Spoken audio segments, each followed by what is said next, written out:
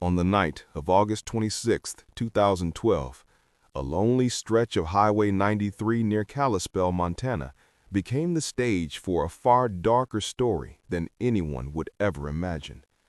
Four roommates, Randy, Kyle, Mason, and Trevor, had spent the summer pulling pranks around town. Some were harmless, some were reckless, but all of them fed the same adrenaline-fueled bond the four shared.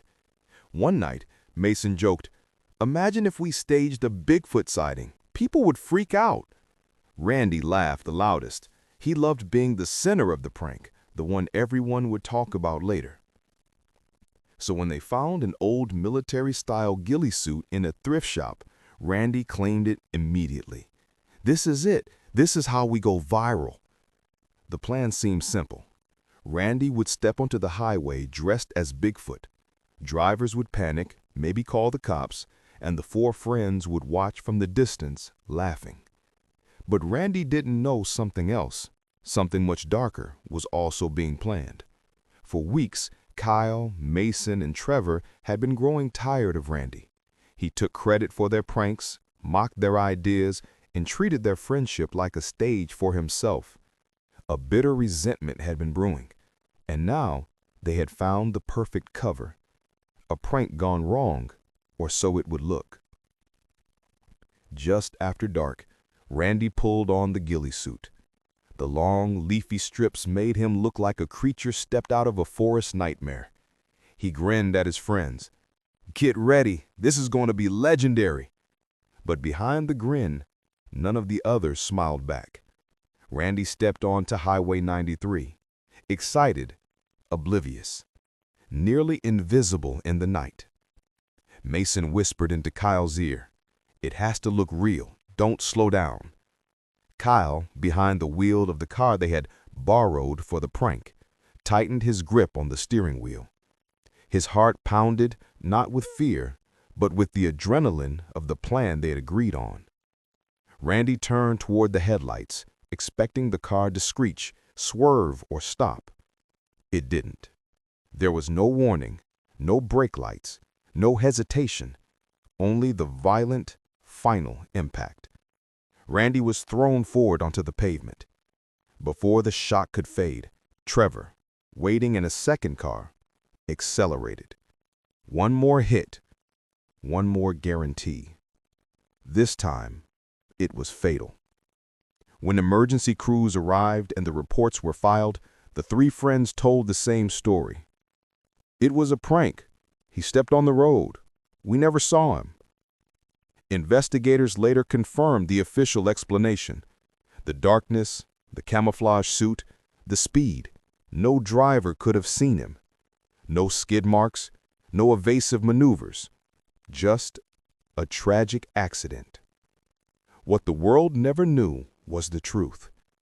It wasn't Bigfoot they set out to create.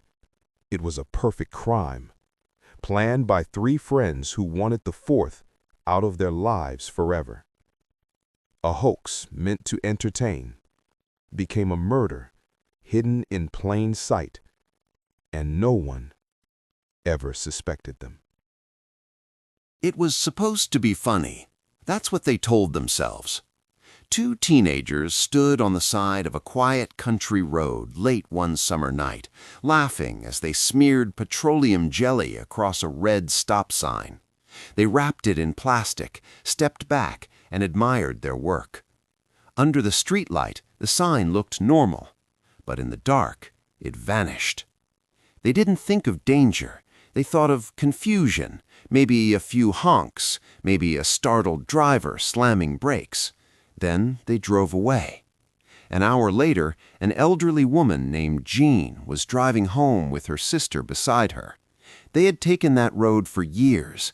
Every turn was familiar, every sign memorized. As they approached the intersection, Jean slowed, out of habit, but she didn't stop, because there was nothing to see. The stop sign was there, but invisible. At the same moment, another car entered the crossing at full speed. The driver had the right of way. He saw Jean's car too late. There was no time to brake, no time to swerve. The crash came without warning. Metal folded, glass exploded. The passenger side took the impact. When the noise stopped, one sister was alive. The other wasn't. Police arrived minutes later. The intersection looked normal until headlights caught the sign at the right angle. The plastic shimmered, the grease reflected light, the stop sign appeared and disappeared again. The prank was discovered. The teenagers were arrested that night. They said they never meant for anyone to get hurt. They said it was just a joke. They said they were sorry. But apologies don't undo momentum. They don't reverse time, and they don't bring someone back from the dead. That night, a stop sign didn't fail. People did. And the twist? The prank wasn't deadly because it was cruel. It was deadly because it was thoughtless. One small act, one invisible sign, one life gone forever.